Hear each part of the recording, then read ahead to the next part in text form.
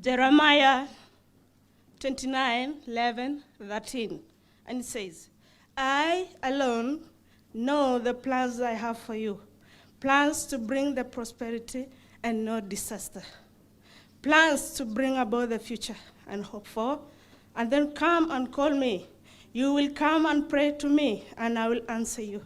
You will seek me, and you will find me, because you will seek me with all your heart. Let's pray.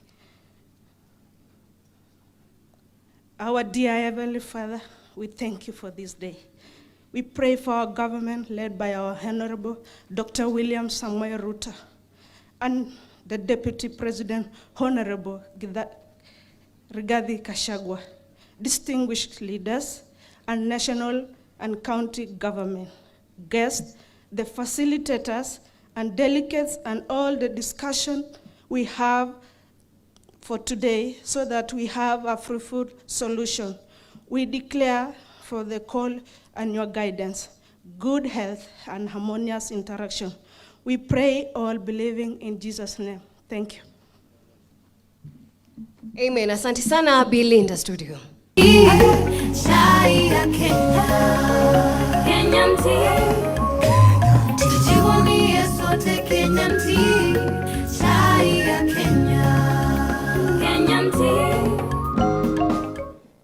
Naam, wanasema ni majani mawili na chipikuzi yake, na bila shaka ni hadithi ambayo imeelezwa kwa umaarufu zaidi. Na ikiwa ni asubuhi na unataka kuamsha kinywa ama kustaftahi, ni kinywaji bora zaidi. Ukiuliza wakulima na washirika wenza ama ukipenda stakeholders kwenye mifuko na kwenye akaunti, ni furaha vile vile.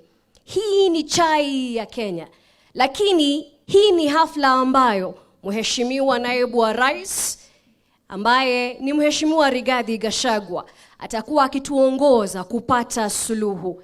Hivyo basi, magavana walio hapa, waziri, katibu wa kudumu, viongozi kutoka bunge la seneti na lile la kitaifa, viongozi kutoka maeneo tofauti tofauti, wakulima, mabibi na mabwana, bila kukawia sasa, Mheshimiwa Naibu Rais, ukiona inafaa na ukiniruhusu, kwa heshima kuu, ningependa kumuita mbunge wa eneo hili atupe jumbe ya kutukaribisha, ambaye ni mbunge Mheshimiwa Benjamin Langat wa Inamoi. Karibu sana Mheshimiwa.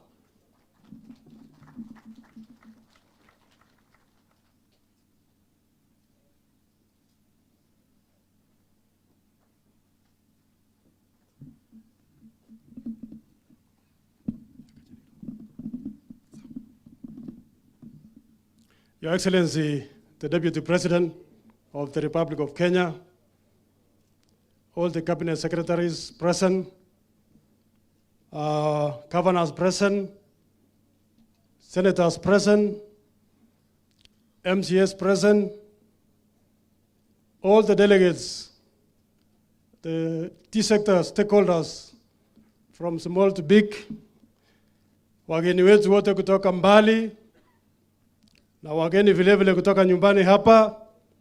Your Excellency, nataka kusema karibu Kericho. Nataka tumpigie His Excellency makofi ya kumkaribisha. 1, 2, 3, 4. Bas kwa Kipsigis heshima ya mwanamume anapewa 4. So nataka kusema karibu Your Excellency. You were with us the other day when we were mourning the people that we lost through a road accident. And I want to request the delegates to remember them in prayers. Maybe when His Excellency rises, he will ask us to collectively remember them. But I want to say, asante sana. I want to take this opportunity to welcome everybody to Kericho. Asante, Your Excellency, for giving us the opportunity to host this tea conference. It means a lot to us. Nafikiria kwa wafanyabiashara wetu, this is one of the greatest weeks of their times in everything. So nataka kusema asante sana kwa kutupatia the opportunity to host the conference. We don't take it for granted. The other day, we had a conference in Meru for coffee. Now you have given us this one. Nataka kusema asante. All the delegates, please feel welcome. Kericho is a safe place. Kipsigis people are good people, and they will welcome you around. Your Excellency, this is a very important conference. We are gathered here to discuss a very important subject of our economy, which is tea.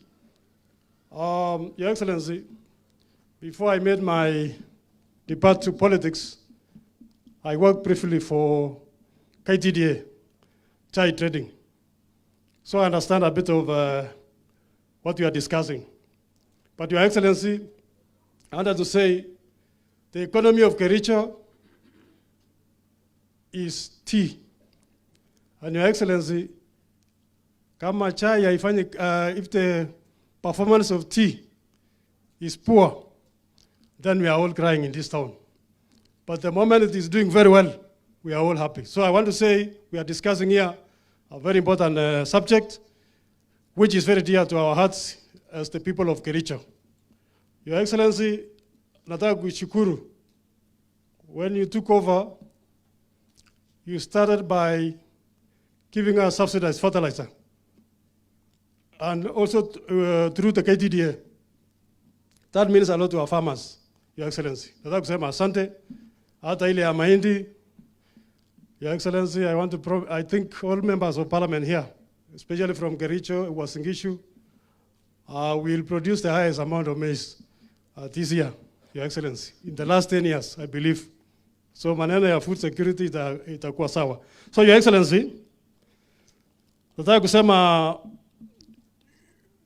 tea is very important to Kenya as well, because I believe realistically what Kenya exports mainly is tea. And Your Excellency, we must sort it out. Mr. Deputy President, even in the structure of government, may I request in future, nimeona Ministry of Agriculture, nasema Ministry of Agriculture, Livestock and Fisheries. Mr. Deputy President, I think tea should be mentioned. Tea should be mentioned or even have its own ministry, Your Excellency, to focus on marketing of tea, production of tea, because that is what brings returns to this country, Mr. Deputy President. Mr. Deputy President, I want to say karibu. Before I was re-elected this last year, Your Excellency, I was a Kenyan High Commissioner to Republic of Namibia. And while I was there, watu huko wanajua chai inatoka London, Your Excellency. I was telling them, we grow this tea, but there is a mentality that it's coming from London. May I request you, Your Excellency, all our diplomats, I know they are our traditional tea buyers, like Pakistan, Egypt, and the others. But may I request you that they must focus on marketing of our teas in their respective stations. I was there, I don't think they have any other business. If you assign them that one alone, Your Excellency, and they focus on that, I believe we'll open up more new markets for our tea. So Your Excellency, I'll be requesting you that in future, all our diplomats, their main job should be that one, marketing of our tea and other products for our country, Your Excellency. So nataka kusema asanteni kila mtu mwenye umefika hapa. Karibu, Your Excellency, feel at home. This is your home. We shall be giving you a Kipsigis name very soon, Your Excellency, because this is your home. You are there with us the other day. You have also promised to be with us very soon, again for other things, Your Excellency. So nataka kusema asanteni sana. Everyone feel welcome. KTGA, I almost forgot, Your Excellency. Recently we had issues around here, and I'm sure everyone knows, Your Excellency. We had issues about tea machines and so forth. And we actually regret that unfortunate incident, Your Excellency. But I wanted to inform you that as leaders, we have sat with the leadership of the multinational companies, and Your Excellency, we have agreed on a way forward. Maybe we'll be finding time to come and brief you jointly, because we have agreed that we need to have a working formula so that we don't escalate issues to that level. I believe they can confirm we have a working formula. We are very good friends. Even our friend, our governor, tumeongea hiyo maneno ya machines, we have agreed to tone down, Your Excellency, so that we focus on, we give them time to do their business, Your Excellency. So I was just informing you, we have a working formula. When you have time, you can call us so that we can preview. So nataka kusema for everyone, asante, karibu sana. I have so many colleagues, Your Excellency, from National Assembly. I don't know, they will, okay, can they just stand wherever they are, just to be seen? I'm under very tight instructions. Asanteni sana. Please clap for my colleagues from National Assembly. Asante sana. I would have given them, but I'm under very tight instructions, Your Excellency. So may I now invite our Governor, Dr. Eric Mutai, to come and take over from there. Karibu, Governor.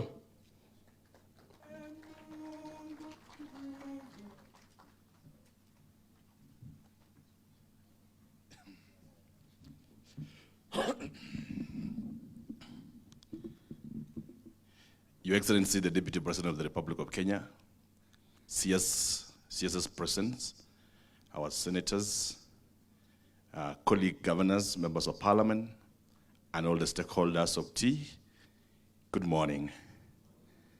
You are welcome to the great county of tea. And I believe this morning you have taken some good tea. If you haven't, we'll be availing in the middle of the conference plenty tea so that we can taste the pity of Kericho. Having done so, I would want, with your permission, Your Excellency, before I'll make my few remarks and invite CS Lituri, I would like to invite Governor Sang on behalf of COG, and we have governors here, but on behalf of COG and our chair, who is not with us here, I would like to invite Governor Sang to share my 15 minutes with him so that he can say something for 5 minutes, then I use the remaining 5 minutes and I invite Lentika. Karibu, Governor Sang. Governor Sang from Nandi, who is also our whip in COG.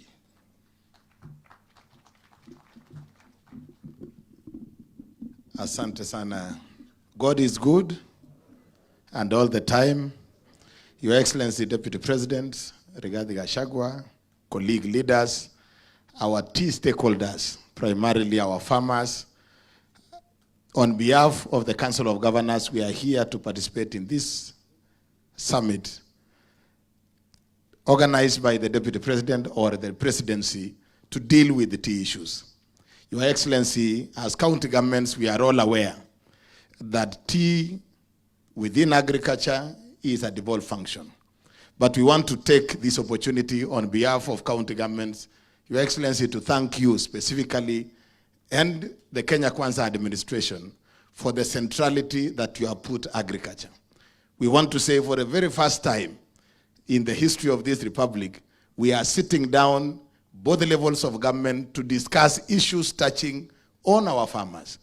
And Your Excellency, I think during the campaigns, we kept on hearing that statistically, agriculture has been overtaken by other sectors as being, foreign earners in our republic. That is not a very good, that is not a very good state. Considering the fact that 90% of the economy of this country is built on agriculture. And we want to take this opportunity on behalf of county governments to thank national government for the position that you have taken, that we have to go back to agriculture and see how we can lift the lives of majority of Kenyans who are employed and who are earning or obtaining livelihoods from the agriculture sector. Particularly on tea, Your Excellency, we will be interested as county governments to participate actively in this forum and be able to look at the outcome that will come from this conference, and we as county governments will do our part. That which will be agreed in this forum, and that county governments must be able to put resources I give the commitment of the Council of Governors and all the county governments within the tea growing areas that we will do exactly that. So that within the next 2 or 3 years, Your Excellency, we see a complete turnaround of the tea sector in this country, and that we can then support our farmers to deal with this situation. Again, Your Excellency, we were in Meru the other day, and the very deep discussions that we had around the transformation of the coffee sector. I am hoping that today, seated here in this forum, and tomorrow, that we will shoot straight on our faces. Tell ourselves where the problem is. Because for sure, Your Excellency, there is a problem. If you look at the price that our farmers get for their tea, and you look at what consumers are paying globally for the same tea, it's a world of a difference. And therefore, we are hoping that from these discussions today, we will be able to understand where is this gap. Who is this that is benefiting from the tea that the farmer is not able to benefit, yet the consumer has paid a good price for the tea that farmers have given. Yet there is a middleman or some sort of a mechanism that money is lost. That the consumer has paid a good price, the farmer has not gotten good money. We hope that these discussions will be achieved today. And I want to give the commitment that we are going to participate, we are going to look at the resolutions, and we are going to support you, Your Excellency, in turning around the agriculture sector in our republic. May I now take this opportunity to introduce my colleague governors who are here, together with the deputy governors. Where are they, the deputy governors and the governors? Can we be upstanding? Very well, we have Ses Mbarire, the governor for Embu, and also the chair UDA, Pigea Makofi. Of course, we have our deputy governor here, Kericho, Asante Sana. We have Governor Vihiga, Asante Sana. We have Governor Nakuru, Asante Sana. We have Deputy Governor Vihiga, Deputy Governor Nakuru, Deputy Governor Kirinyaga, and Deputy Governor Nyeri. We also, Your Excellency, have our CECs from county governments, CECs and chief officers from county governments who have been invited to come to this forum. Can we be upstanding? CECs and chief officers and agricultural team from counties. Pigieni hawa makofi. And also, Your Excellency, our farmers who are coming from the various counties. Can we be upstanding, our farmers? Our farmers. They actually form 70% of the congregation here. Pigiani farmers wetu makofi. Your Excellency, we are committed to this journey, and thank you for devoting your time, particularly for agriculture. We are excited to work with you on this agenda. Asanteni sana. Thank you. Thank you so much, Whip from the Council. And Your Excellency, I invited Sang to demonstrate our commitment to this agenda. And I want to say this very clearly, Your Excellency, that at this given point of time, if there is one office which will be remembered kindly by history, is your office. If there is anything that will speak to the lives of our people, to the rural economy, is the question of tea, coffee, milk, and pyrethrum. Today, Your Excellency, when we speak, we know for a decade in Kericho County, parents has been educating their children through tea. But over time, circumstances have changed so much that people have reached a point of even uprooting tea in their farms. It tells us that there is a problem that we must be honest to speak to it. The key issue that I would like us, even as we proceed this conference, to have a honest conversation, Your Excellency, is sometimes it baffles me that we have a farmer who, as we sit now, is in the farm plucking. But in return, he will get 20 or 18 shillings in a month. When you remove for plucking 8 shillings, this farmer remains with 12 shillings. If you get for input and fertilizers, the prices comes to even 8 shillings. A kienyeji chicken that runs around with a cockerel in the village and managed to have an egg somewhere as a sitter today, that egg will be sold at 20 shillings, Your Excellency. So it tells us that the precious commodity is slowly losing its value. And it's about time that we look into our policies, relook into our frameworks, relooks into the tea industry in totality. Secondly, Your Excellency, Kericho boasts of an economy of tea just like other countries around here. And for 100 years since tea was reduced here, we don't have any other farm available. That means even in terms of the cows that we keep, in terms of the maize that we plant, all our farms has been occupied by tea. And if this thing will not be relooked at, then our people will die of hunger. So it is this that I believe so hard, that your choice of Kericho as a destination to have this conversation will speak volumes to us. I want to end by raising out that at the end of this conference, one of the things we are asking and looking forward to is to understand the brokerage market and be able to know that who is this group of people who are seated somewhere with very beautiful ties and a platter of oranges and good things in the morning, that would see that the price of tea in the auction market in Mombasa goes at 600 shillings a kilo, but here, what goes to Cherop in the village is 18 shillings. It is the inverse, because at the end of the day, the broker will get 3 times what the genuine farmer could receive. So we must also think through this conference, what do we do with the brokerage? I have suggested in the past, Your Excellency, respectfully, that it's almost time that we review the auction market. The Mombasa tea auction has been there for a decade. Times have changed. We have increasing small-scale holders, farmers. And I had proposed, and I still propose today, that going forward we may need to think if we can have an auction center within these devolved regions and be able then to stop and cut cost of transport and all that comes along with it. Those are some of the thinkings that can spark growth as we move forward. Because it's unacceptable that for a decade we are still taking our tea to Mombasa and then we put to the farmer the cost of transport, the cost of traveling, and all other imagined costs, and that is part of the farmers. Aaron Cheruyot, our majority leader, and also Senator for Kericho, fought viciously for reforms to relook into the directors of KDDA. Today, we have new directors. But the question is, nothing much has changed. It is disappointing, Your Excellency, and I'll be making these contributions as we proceed to our discussion. And I know you're a truthful man, you'll also speak to these things.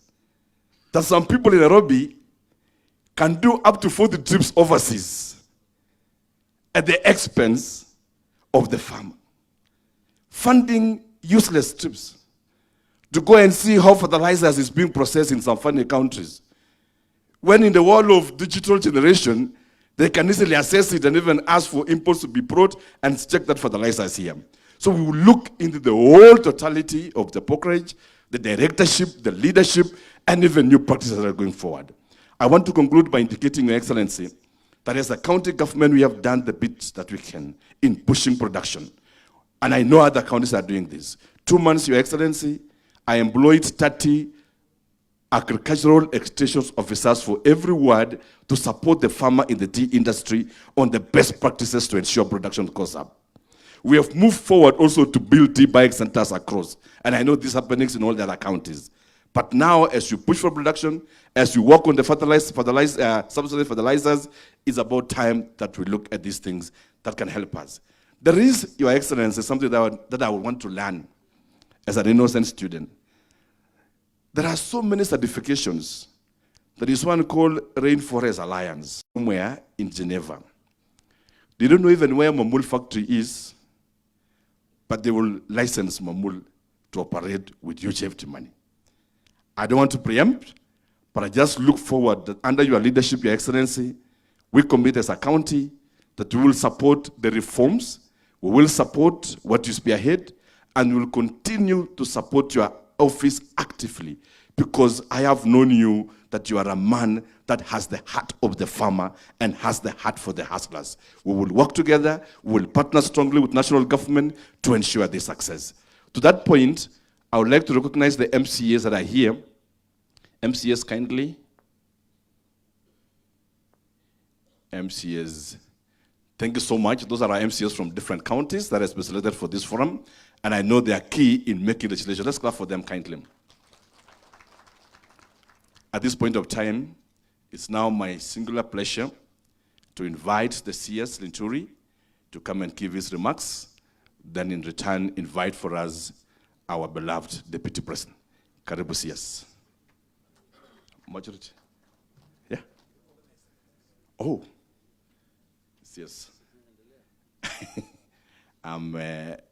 We have not recognized the senators, and the MPs were able to recognize themselves, and the governors. Your Excellency, I know time is running, but it won't be fair if we don't recognize the senators. So let me ask our Senate Majority Leader and also the Senator for Kericho County, just in 5 minutes or less, to come and do that. Yes. Don't worry, I'll give you company. We stand together there.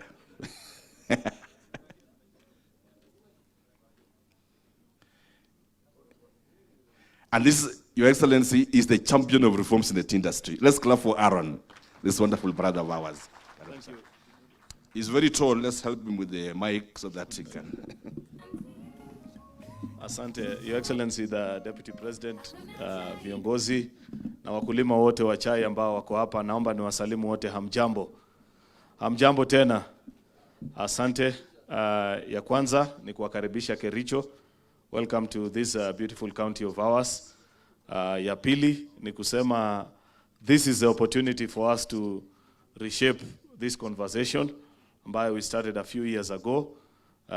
Bado hatuja achieve what we set out to do. When we began this conversation, there are many things that we heard from farmers.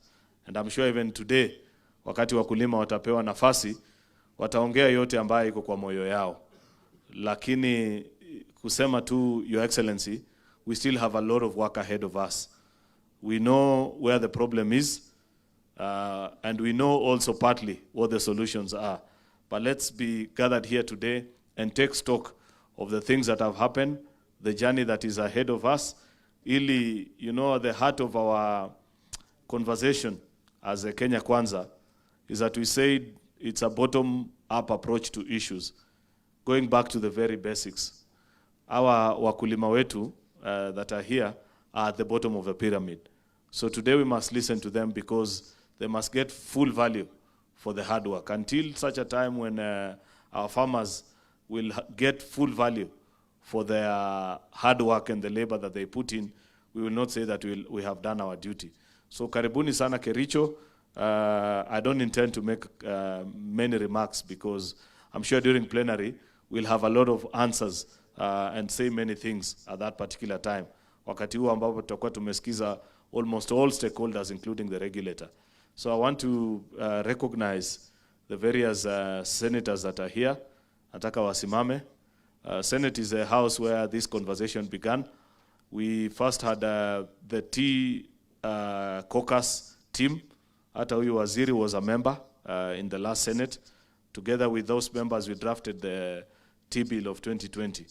Then now this good team, there's an amendment that is presently before them in a committee that is chaired by Senator Murango of Kirinyaga. And I believe after this meeting, vile tutakubaliana kesho, watafikisha kwa Senate. Within 2 or 3 weeks, Murango, we should be able to complete that and send it to our colleagues in the National Assembly. So I'll recognize them. That's Senator Joe Nyutu from Muranga County. Thank you very much. That's Senator Murango from Kirinyaga, our Chair of Agriculture. That's Senator Mundigi from Embu. Asante, a tea farmer also. That's Senator Wakoli Wafula. He comes from Bungoma County. That's Senator Matinga Wahome from Nyeri County. Thank you. That's Senator Alan Chesang from Trans Nzoia. There are many tea farmers that are coming up in Trans Nzoia. Thank you, Alan. That's Senator Hilary Sigei, the current mover of the bill that is before the Senate. Thank you. That's my deputy, Senator Tabitha Karanja, Senator of Nakuru. She represents many tea farmers. That's our deputy speaker and the senator for Meru, Senator Kathuri Murungi. Asante sana. Na there are members also wa National Assembly who arrived. I saw kina Wakili Muriu and quite a number of them who arrived when we had done introduction. Munaweza simama. Even the member for Nyeri Town, I saw you walk and you know you're very tall, so I picked you out. Asante. All of them arrived wakati tumefanya contribution. Karibuni Kericho, let's speak and be free. This is a land of freedom. Tukitoka hapa, tutoke kama tumekubaliana vile tutasaidia wakulima wetu. Asanteni na Mungu awabariki. Thank you so much. Once again, another clap for our majority leader. Thank you so much. Your Excellency, I think because we are in a farmers conference, our program is working backwards. And I want to recognize our women, member of county, Mama County wetu, Mheshimiwa Beatrice. Thank you so much. I think she'll get a chance in the process. And all the women reps who are here, you are so much welcome. So it is now my chance to welcome CS to come and proceed.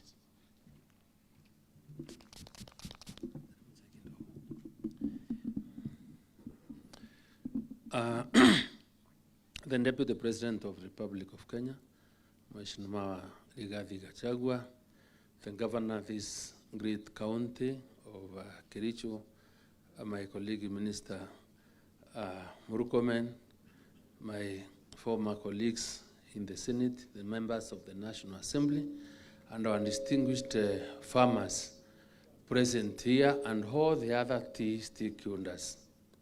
Let me start by saying that it really gives me great pleasure to be with you in this very important tea conference here in Kericho.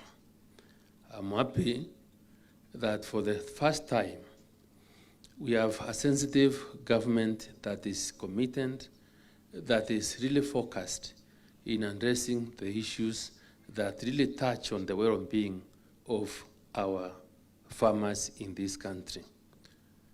It is worth noting that tea, the role tea plays in our economy, is in a way that it is one of the largest foreign exchange earners in this country, and for that matter, its importance cannot be overemphasized.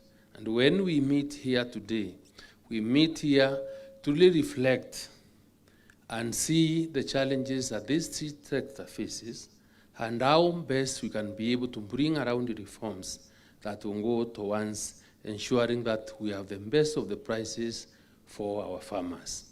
The little experience that I've gained as the CS Agriculture in the last 7 months, and which I would want to briefly share because this meeting is for the Deputy President, is that when the Kenya Kwanza administration was coming into being, they made pledges to the people of this country. And one of the pledges that I remember was made, there was an issue of the guaranteed minimum returns of our produce.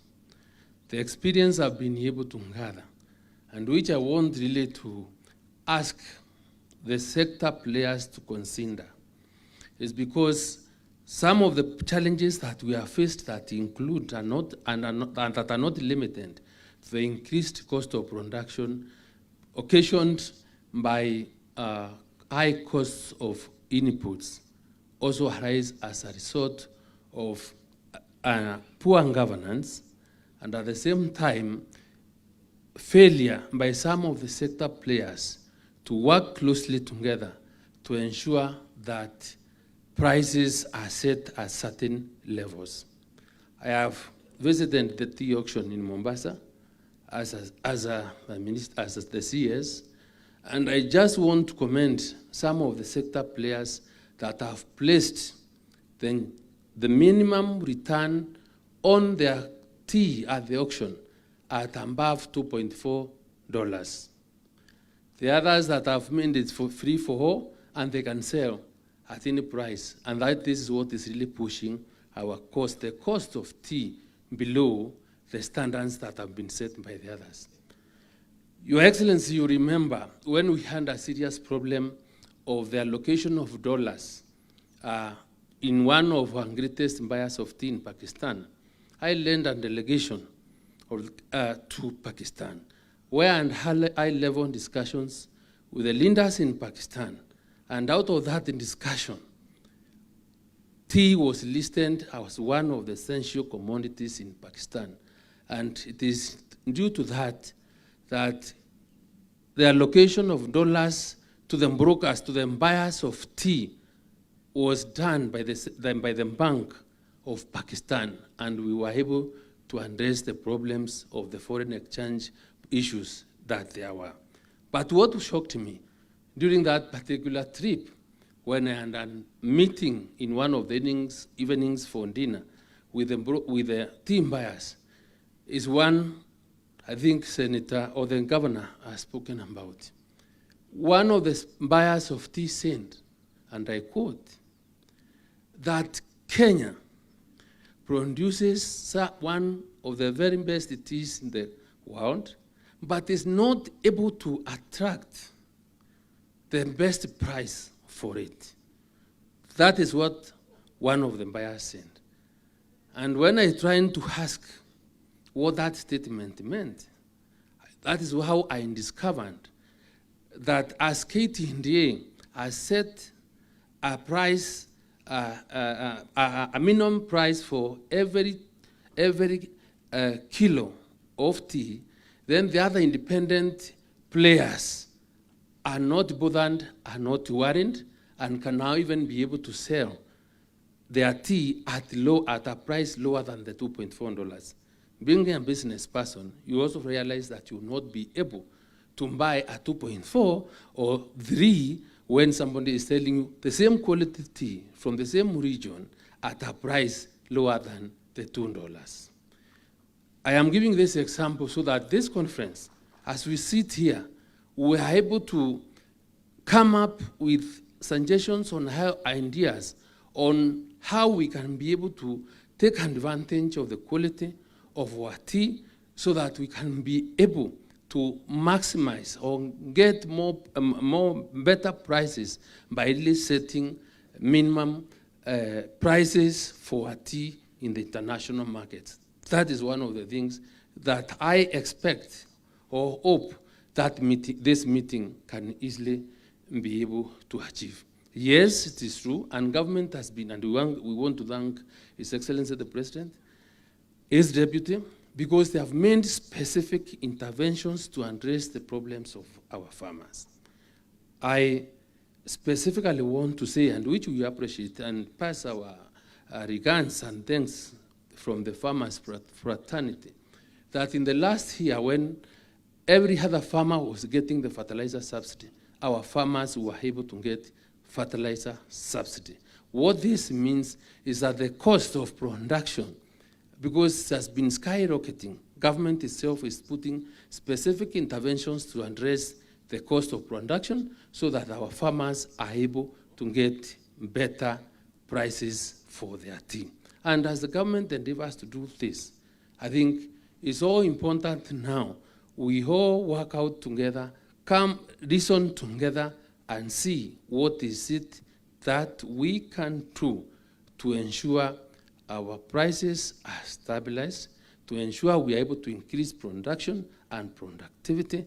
But I want to imagine that this responsibility, government having taken it this seriously, the farmers of this country, who constitute a greater majority of those people at the lowest of the pyramid, will have something to smile about.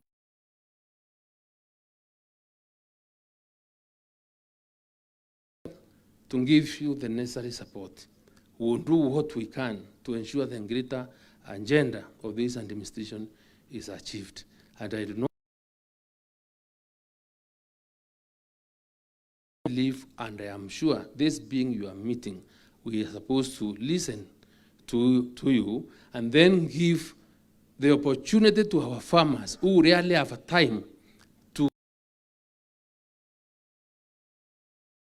their time so that we are able to see or understand from them what is best that they think we need to do to address their issues. So with that, with those remarks, Your Excellency, it's now my duty and single privilege to really welcome you to address this gathering. Tusimame tukaribishe naibu wa rais aweze tuzungumzia. Karibu Your Excellency. Thank you, sir.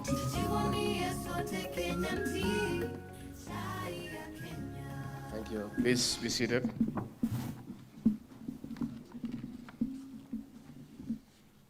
The Cabinet Secretary for Agriculture and Livestock Development, the Honorable Mithika Linturi, the Minister for Roads and Transport, Kipchumba Murkomen, our host Governor of Kericho, Dr. Eric Mutai, Excellencies Governors present, the Leader of Majority in the Senate, Honorable Senators, Members of Parliament, Board of Directors of KTDA, the officials, and our farmers, and the stakeholders in the tea subsector, good morning. God is good, and all the time. Salimeni kwa hewa, Bwana Yesu asifiwe. Bwana Yesu asifiwe tena. Thank you. I welcome you all to this special summit on the tea subsector reforms in the beautiful county of Kericho, the country's leading producer of tea. The agriculture sector contributes 22% to our national gross domestic product, with the tea subsector accounting for 2%. With over 650,000 growers spread in 18 counties, Kenya is a leading global producer and exporter of various types of tea, with black tea accounting for at least 95% of the sold crop. Over the years, tea has earned the country foreign exchange. For instance, in 2022, the subsector recorded 20.9%, the highest foreign exchange earnings of 163 billion due to competitive export prices. This was an increase from 130 billion Kenya shillings registered in 2021. This is in spite of the low production across the country as a result of prolonged drought. Distinguished farmers and delegates, tea posted positive results despite geopolitical and internal instabilities in major markets like Russia and Pakistan. The price of 100 kg bag of tea increased to 29,000 Kenya shillings in 2022 from Kenya shillings 23,000 the previous year. That is an increase of about 294 shillings per kilo. Apart from expansion of the existing market, the demand has been on the rise. That is why Pakistan, for instance, imported 20.6% more tea than in the previous year of 2021. Besides keeping traditional markets such as Egypt, United Arab Emirates, and the United Kingdom, Kenya made more inroads in Africa. It was among first member states parties to trade in tea under the African Continental Free Trade Area Agreement with Ghana. Distinguished farmers, the international market size for tea remains healthy. It is projected to grow to up to 6.7% by the year 2031, exceeding $93.2 billion. Consumption of black tea alone, which Kenya produces most, is expected to grow by over 2% in the next decade. Despite the current stable and favorable market, our smallholder tea farmer remains at the bottom of the pyramid. The farmer is pressed by high cost of production. They also bear the burden of huge operational costs. In spite of Kenya producing distinct flavors of tea, the market does not take care of the best interests of the farmer. The farmer has no power to determine the price, yet this is a much sought commodity across the globe, even when sold in raw form. In other words, the farmer who puts most efforts earns the least. In simple terms, the pyramid is inverted against the farmer. The farmer is struggling economically. Distinguished farmers and delegates, that is why we are here today. President William Ruto, in Executive Order Number 1, 2023, tasked me with the responsibility to lead public reforms in the tea, coffee, thing commensurate to their sweat and effort. As we settle down for this summit, The President expects lasting results. This will feed into the Kenya Kwanza plan of value addition to the tea, which will multiply the earnings of our farmer. Currently, up to 95% of our tea is exported in raw form. This means farmers do not get maximum value for their sweat. In addition, we want our farmers to earn more from specialty tea. This is how we will stabilize and strengthen our economy, promoting a strong tea brand internationally. As I conclude, for the record, I wish to state that President William Ruto and I have zero vested interest in the tea subsector. And that is why these reforms will succeed, because there will be no conflict of interest. Sisi uhusiano wetu na chai na rais ni ile tu iko kwa kikombe peke yake. Hatuna interest ingine. We only want the farmer to thrive. I therefore invite you to an open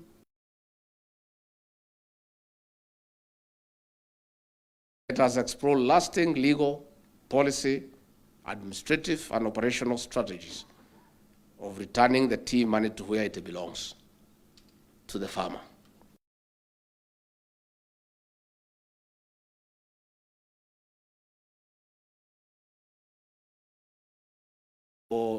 When I was coming last night and I flew over the tea plantations,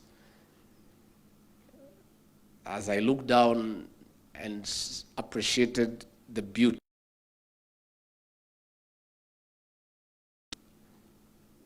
the serene vegetation, how beautiful the tea looks. I asked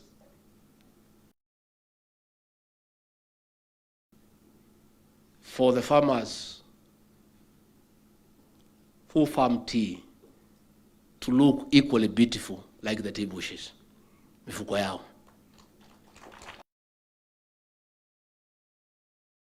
Plantations are so beautiful. It's a sight to behold. But beside that beauty is misery for the farmer.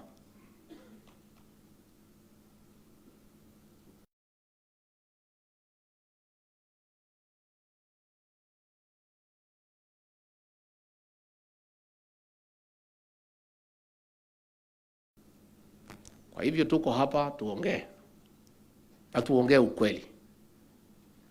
Na muko na nafasi hapa na uhuru ya kuzungumza. Mimi nitaketi hapa mpaka jioni.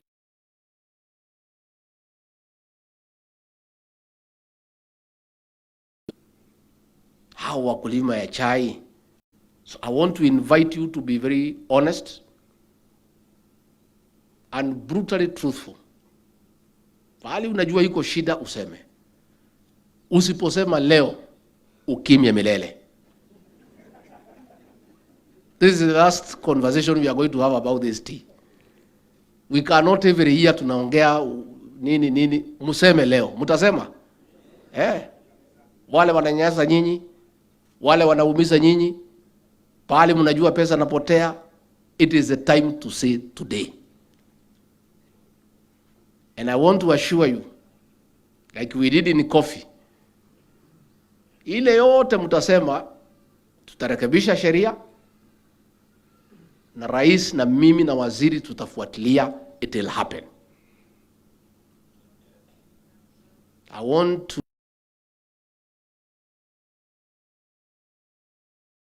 in pushing the Tea Act. Lakini baada ya hiyo sheria haijatekelezwa, imelaliwa, si ndio? Because the government that was there was not keen. Sheria iko nzuri, inaweza okoa mkulima, lakini the implementation, some people are still doing things the way they were doing before the enactment of the Tea Act. I want to give you an undertaking from Kericho on behalf of my boss, President William Ruto, that the reforms we are going to agree on, our two houses of parliament, where we have the majority, the Senate and the National Assembly, will make the various amendments into law. Thereafter, the President and I and the ministers responsible will ensure 100% compliance with the law. This is part of our bottom-up economic transformation agenda. And we are very serious about it. It cannot be that I'm here in Kericho for 3 days just to hang around. Na hii baridi ya Kericho, siwezi kuja hapa na hii baridi. Sisi tumekuja hapa kazi.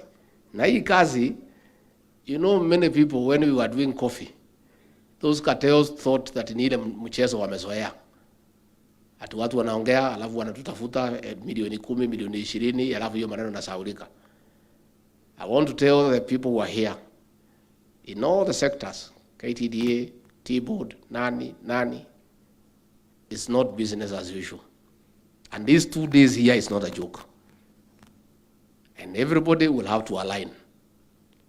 Even as we make the amendments, from Monday we'll enforce the T Act that is presently in place. We'll enforce. Na wale watazuia, tutaweka kando. So the T Act will be implemented as it is, as even we seek amendments. Because already Senator Cheriot and Parliament did a good job. And if that thing had been implemented, we will be 50% successful. We will be dealing with the remaining 50%. So even as we listen to you and we get our 2 houses here, we'll first implement what is in place so that watu waone hakuna mchezo. Kwa hivyo mimi nataka kumkaribisha kwa mazungumzo open.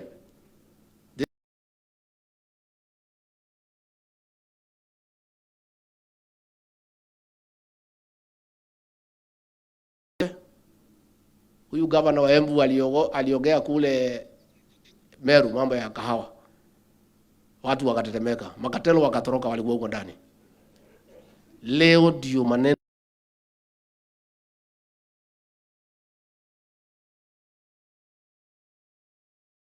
tell us what we need to do. It cannot be chai tukienda London, we cannot afford because of how expensive it is, na imetoka hapa kwetu. Alafu mkulima hakuna kitu anapata. Lazima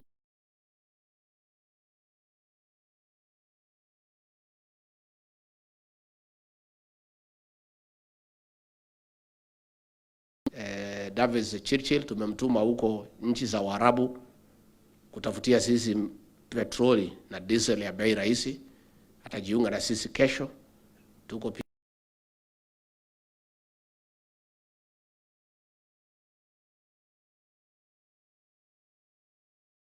afternoon. We have mtoto wenu hapa Kipchumba Murkomen, mtoto hapa nyumbani. Akuje pia hata kama kwa mambo ya barabara. Atuambie hii chai kama itafika Mombasa ama tutanunua.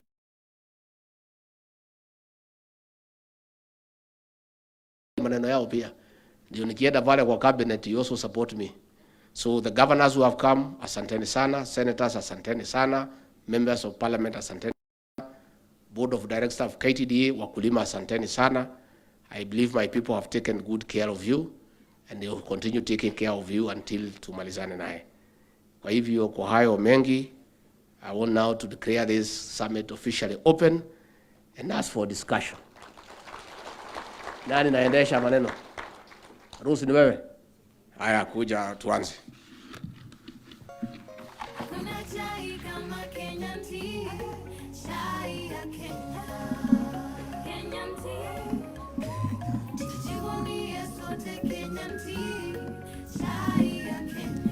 Your Excellency, sir, for your wise counsel, for availing time, for availing platforms that will ensure that this sector that has already placed our flag up high in the global scenario, we really do thank you. Your Excellency, sir, tea growing in Kenya ranks 3rd globally after China and after Asia.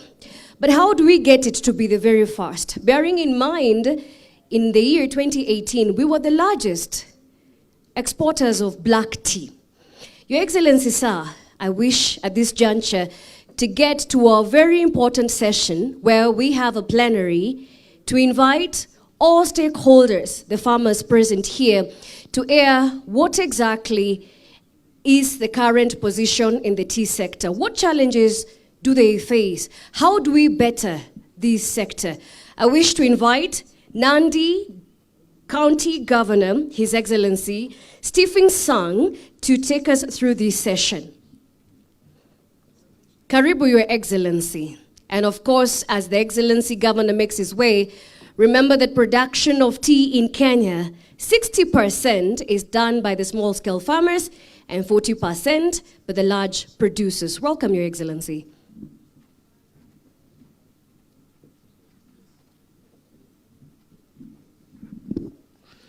Thank you very much, Asante Sana. We want to now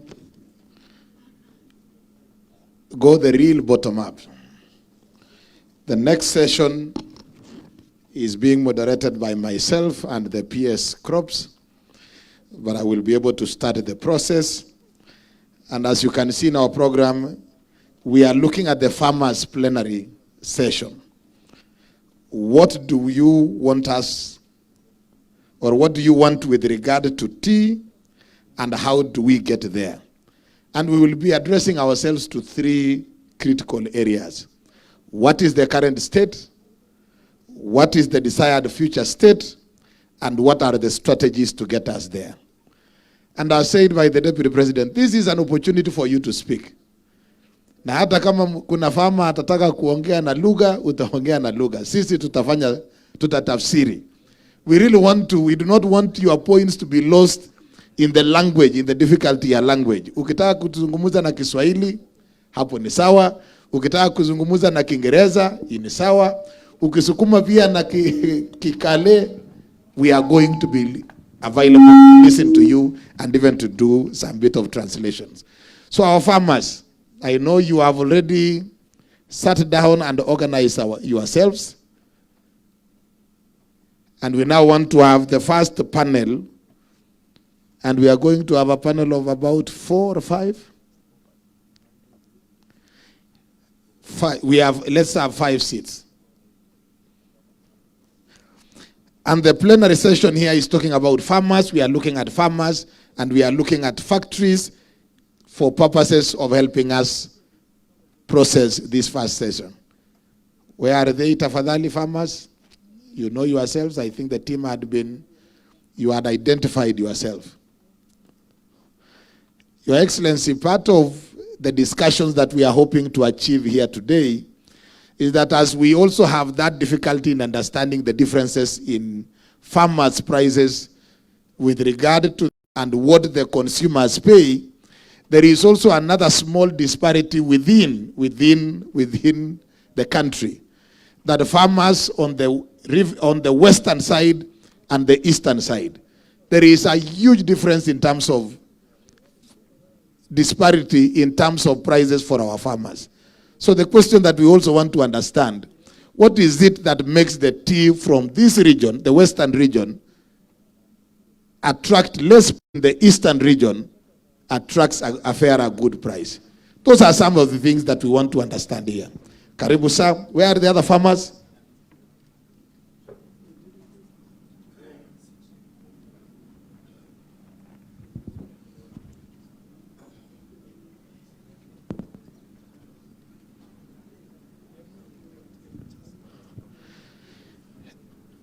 And as we get the other farmers, as we just organize our farmers here, can Your Excellency, in 1 or 2 minutes, I want to take this opportunity to, where is the other microphone? Just give the members of parliament to mention their names and the constituencies as we conclude the setting up of the farmers here.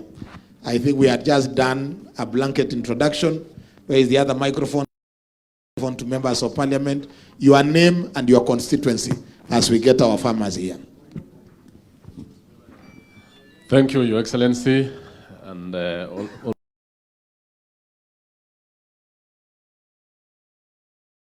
growing area. Thank you. Good morning, everyone. Good morning, Your Excellency. My name is Nelson Koech from a constituency that has a lot of myths to its name. Belgut apparently was there was tea tasting school in Kabianga just before independence. Chai, akaweka hapo, akaenda.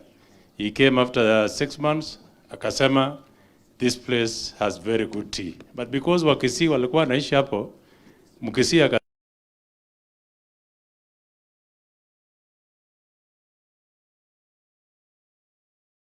have very good constituency. Thank you very much. Good morning. My name is Kibet Kericho Mingoi, Member of Parliament from Bureti constituency. Thank you. Good morning. My name is Brighton Yegon.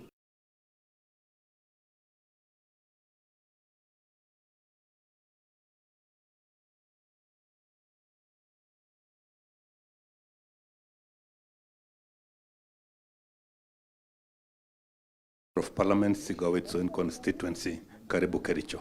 Asante. Proceed.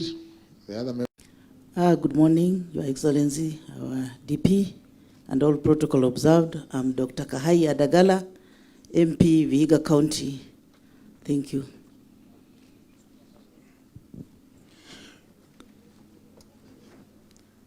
Good morning, Your Excellency, all protocols observed. A big stakeholder in this conference. Thank you. Good morning. My name is Wambo Wainaina, Member of Parliament to that constituency. We grow tree there. We have 3 factories, Shinga, Getuge, and the Iriainity factory. Good morning. My name is Richard Kilel. I come from Pomet Central constituency, a constituency that grows tea. Almost 75% of the land is favoring tea.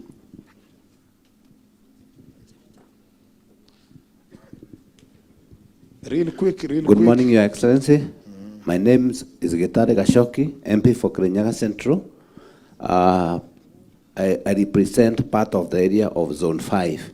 We have 2 factories, Kangaita and Monunga, and part of our farmers deliver their tea to Kemunye in Geshimo zone.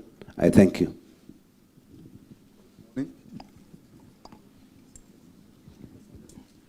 Hello, good morning. My name is Wakili Steve Mogaka.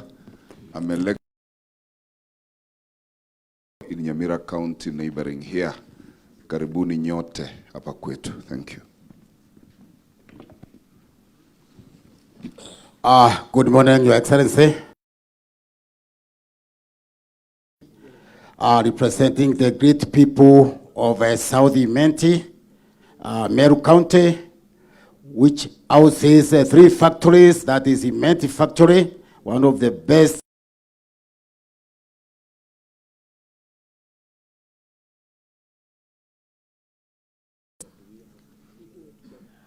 Good morning, Your Excellency, and distinguished guests who are here. My name is Bernard Kitur, Member of Parliament for Nandi Hills constituency, a constituency that almost 65% is covered by tea, both multinational and small-scale holders.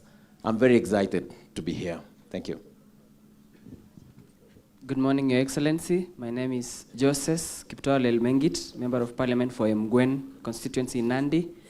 I'm also interested, have interest in tea because I have 4 factories, including Chebut, Kilibwani, Chepkumia, Kaimosi tea factories. Thank you. Good morning. My name is Marianne Kitany, MP Aldai constituency, that is in Nandi County, a tea growing area. And about 100% of my farmers are small-scale farmers. And we have 2 tea factories. One is run by the SACCO. Thank you very much. Good morning, Your Excellency. Nakaribu Kericho. My name is Hilary Kosgei, MP for Kipkelian West. We have tea plantations on the upper part of Kipkelian, but currently delivered to Tindiret factories. Good morning, Your Excellency. My name is Joseph Cherorot, representing the great people of Kipkelian East, which is a front office to Kericho County. We do tea and coffee in that area. I have several multinational companies in my constituency. Thank you, Your Excellency. My name is Double N, Embu Woman Representative. And in Embu, we also have tea. We have factory in Rokorire, Mongania, and Kadangarire.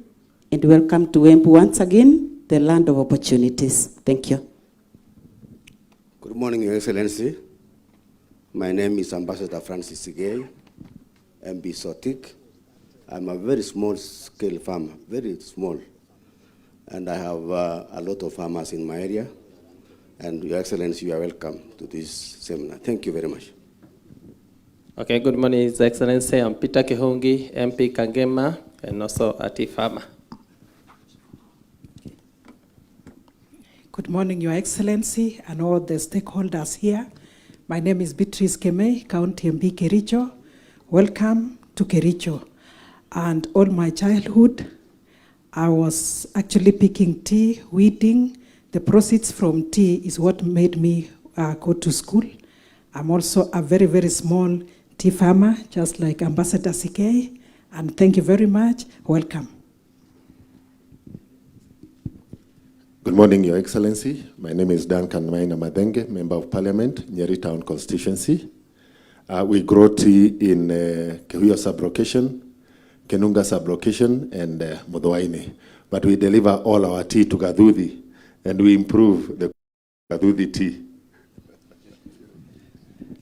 Your Excellency, the Deputy President, all protocols observed. My name is Geoffrey Wandeto. I am Member of Parliament for Teto Constituency.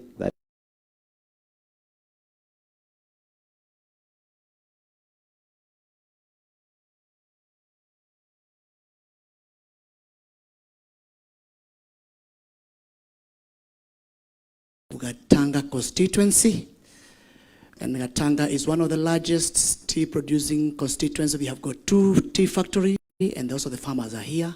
Thank you, Excellency. Good morning, Your Excellency, and all stakeholders. I am Boru Kahangara, Member of Parliament, Lari constituency. We also grow tea in 2 of our wards, Kamburu ward and Nyandoma. We have Kagwe tea factory. And another area, we take our tea to Kamba Tea Factory, which is in Githunguri. Thank you. Good morning, Your Excellency. My name is Mushangi Karemba, Member of Parliament for Runyenjes constituency, which is the home to Rokorire Tea Factory. My farmers are all small-scale farmers and are highly expectant of this conference.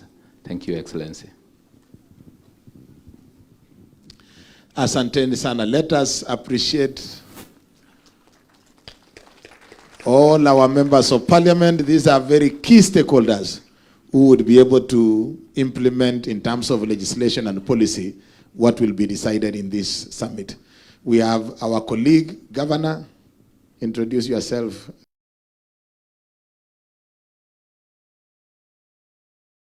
Governor Bomet, producer of tea in Kenya, Your Excellency. The largest volume comes from Bomet. Thank you. So, Barachok, you are just challenging the speech of the Deputy President a few minutes ago. But I think that is subject to discussion. We, even as in Nandi are contesting, Your Excellency, I think most likely Nandi is actually the largest, but nonetheless, we will agree with with the details and the statistics that we'll get. Now, asanteni sana. We now want to move into this plenary session. Your Excellency, the PS crops will be represented by Mr. Jacob Kamau, who is the chair of the Tea Board of Kenya, and is the one who is going to help us moderate this session together with the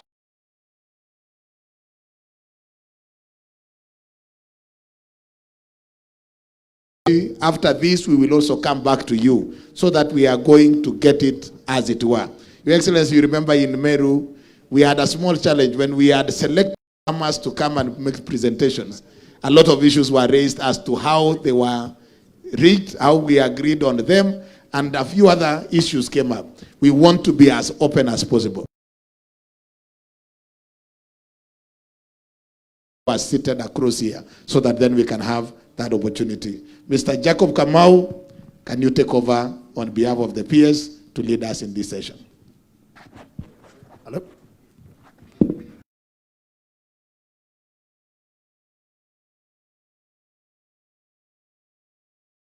Is Jacob Kamau Kahiu. I am newly appointed the chairman of the Tea Board of Kenya. To thank His Excellency the President for appointing me to chair the Tea Board. As you all know, the Tea Board is where now the government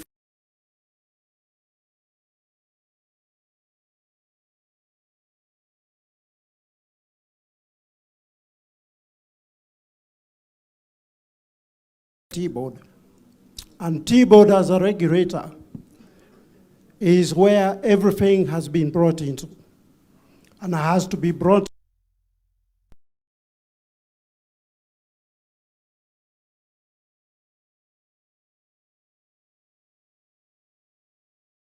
We heard from His Excellency, nothing will be hindered from anybody.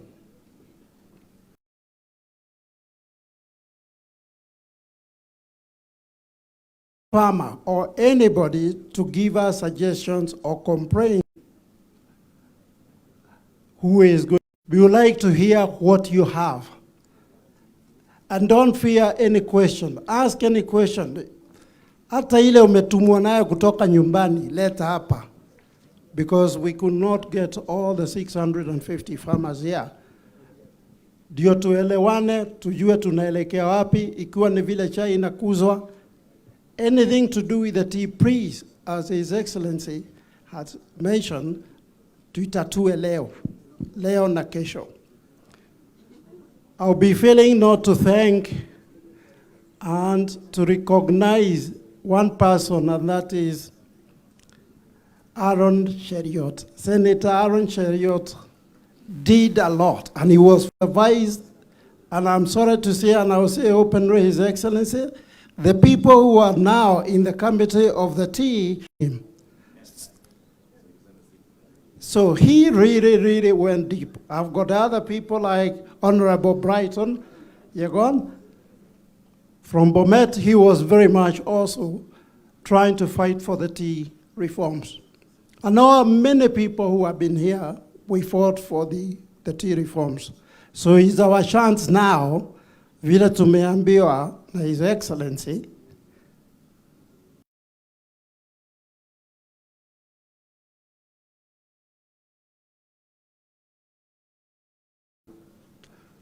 we have issues ya Mangirito. Let's talk about it. Hatujui kama pesa inarudi, inabaki. So whatever you have, please, let's talk about it. One of the areas I might mention is we are already having, particularly the KTDA factories, signing new agreements with the KTDA management services. We have completed most of them. The whole of west of that is Muranga, Patre has been done. Kirinyaga, they are going to have it signed.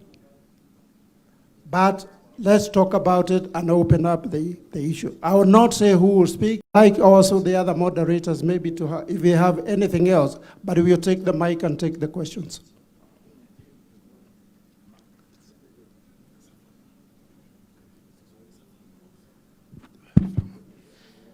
So I've got the farmers. Na wakulima tunaomba ya kwamba as much as possible tutumie lugha ya Kiswahili ili farmers wetu wote na Wakenya kwa ujumla waweze kuelewa tunazungumzia nini. Asante sana. His Excellency, our Deputy President.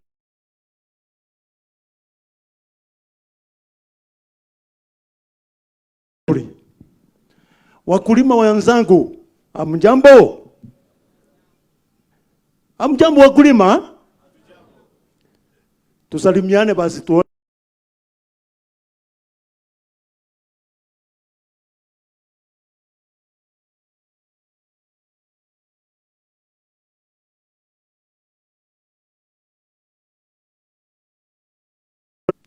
Githongo Tea Factory.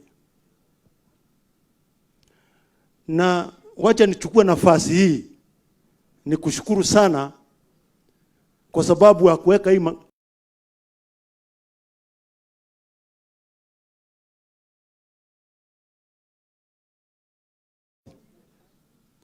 na kama unataka kufa utakufa kwa sababu wewe utasema ukweli. Pili, we are confident ya kwamba mambo ya chai tumekuwa wakulima kutoka I know for 40 years, lakini hatujapata returns kwa hii chai. Tunasomesha watoto kwa shinda kubwa kwa mkopo, na mimi ni mkulima wa chai. Kwa ngirini fedha unatop mpaka kabuti inaisha. So leo mimi najua na tunakufuatilianga sana wakati unaongea mambo ya chai, ya kahawa, ya miraa, ya kwamba lazima tupate suluhisho leo. Mimi najua ukiwa hapa lazima tutapata suluhisho. Kwa sababu gani? Hii cheni kubwa kutoka kwa mkulima kwenda mpaka factory, tuchukue chai tupeleke Mombasa, alafu in returns tunapata shilingi 30 as a bonus. Je, hiyo shilingi 30 itatusaidia namna gani? Lakini tunasikia kila siku ukisema hao ni iko makatero hapa. Hapa iko we are in total agreement with you. Tumalisia hao makatero. I'm proud of ngabana wetu Mberire wakati walikuwa Meru huko. Hata saa hii hata Meru tunaongea juu yako. You mentioned those cartels na hakuna kitu wamekufanya mpaka sasa. Hata leo, kwa sababu mimi najua iko mtu anaketi mali, yeye anapata shilingi pengine 1000, na mimi najua naibu wa rais unajua hii maneno. Kwa sababu nilisema uko na 4-wheel drive. Uko na 4-wheel drive. Na mimi najua ukiweka hiyo 4-wheel drive, au watu watatoka kwa barabara. Alafu mkulima ataona makofi. Ama ni makatero iko hapa. Manake tunaweza kuwa tunaongea na watu wengine. Tuongee ukweli. So tuondolee hiyo value chain iwe very small. Vile mkulima anaweza onana na mbaya ndio tupate pesa kama kawaida, and you are equal to the task. Naibu wa rais na President Dr. William Samoei Ruto. Thank you very much. Mimi naitwa Kenneth Kericho.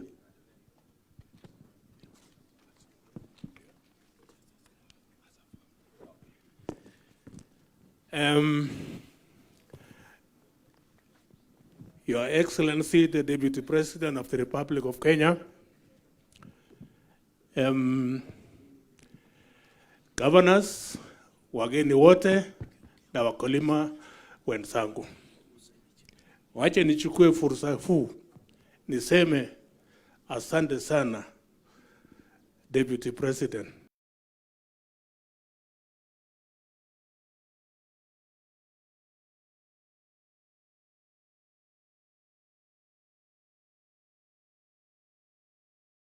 A conference on tea, something that has never happened before.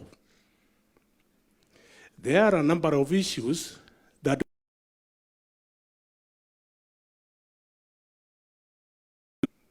mimi naitwa Alexander Komingoi from Bomet, Kanoin sub-county.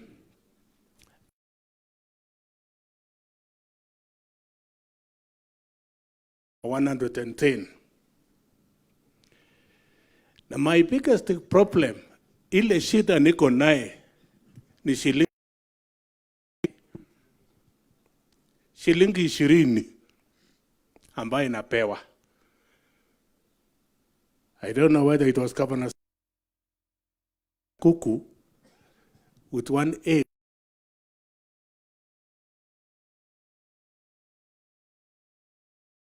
Problem yangu, hii chai yangu wakati inauzwa huko Mombasa, kuna vitu huwa nafuatilia.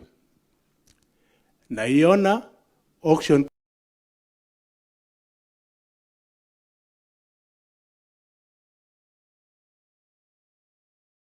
ikikuja kwa mkulima inafika 20 shillings.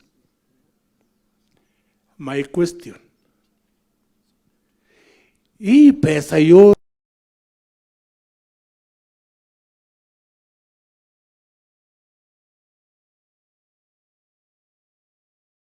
where is it?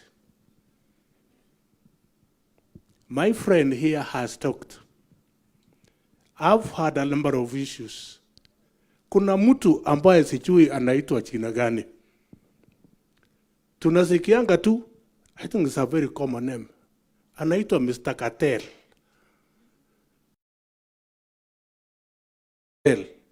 Cartel. Who is he?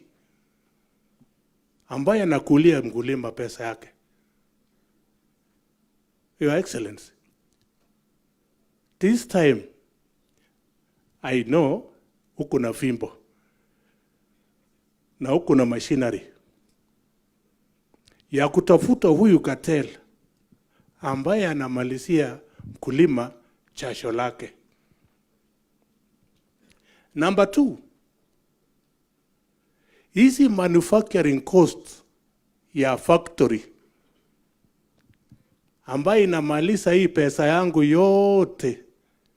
At the end of the day, naambia hii pesa yako yote imeingia kwa manufacturing cost.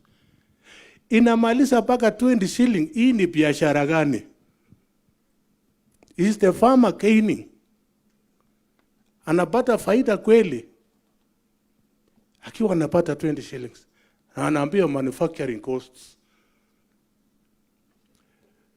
Hapo tuko na maji Bomet. A lot of rivers where we can generate our own electricity, but we still continue using firewood. We don't have a single factory. We are buying the electric unit from Kenya Power, which is extremely very expensive. Farmers are not getting their returns. We have a number of other issues which are eating into the farmers' sweat and the prices. We have what is known as subsidiary departments, the subsidiary things. We have the Green Feather. We have the Machani Trading Company. We have the TEMEC. We have what. We have this and this and this. And all these are eating into the farmer's sweat. How beneficial are these departments to the farmer?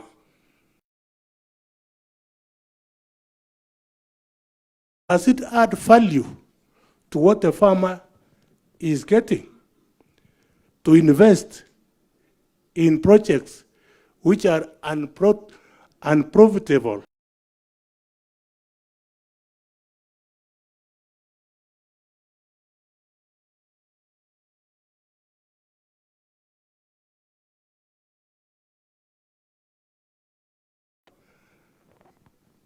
Very late and earn such a meager salary or earning.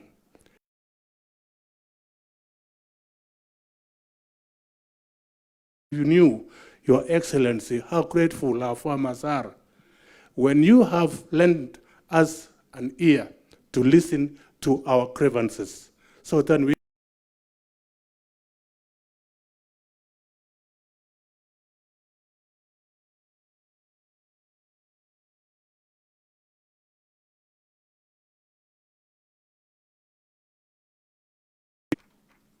the biggest problem there, a amount of money, is mismanaged.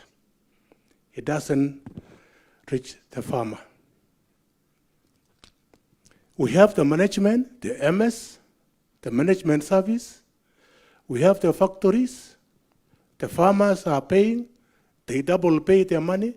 They have the fee, 2.5%, which pays to the MS, that is management service.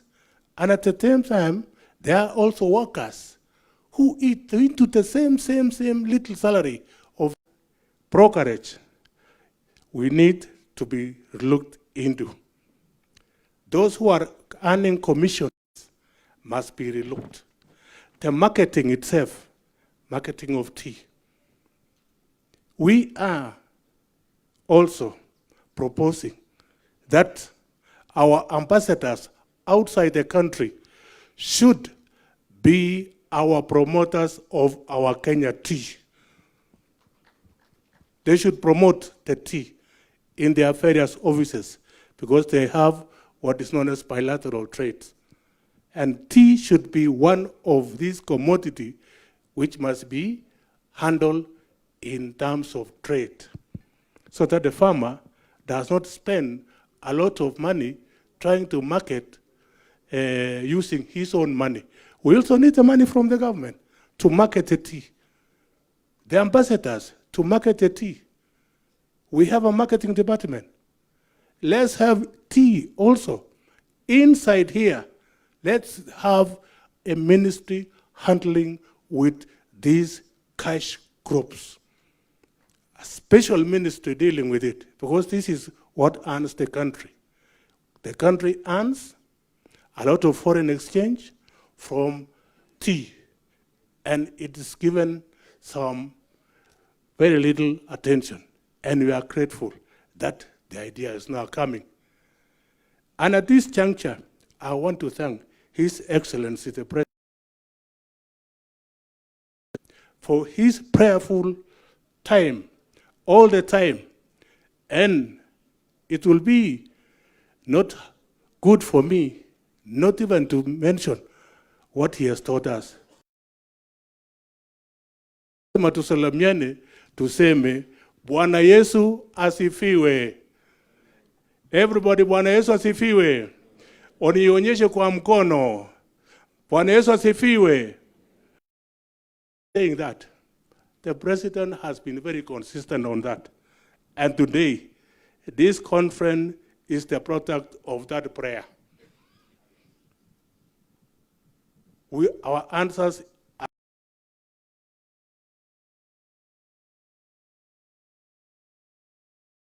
Your Excellency, thank you for creating time to come and share with us. Thank you.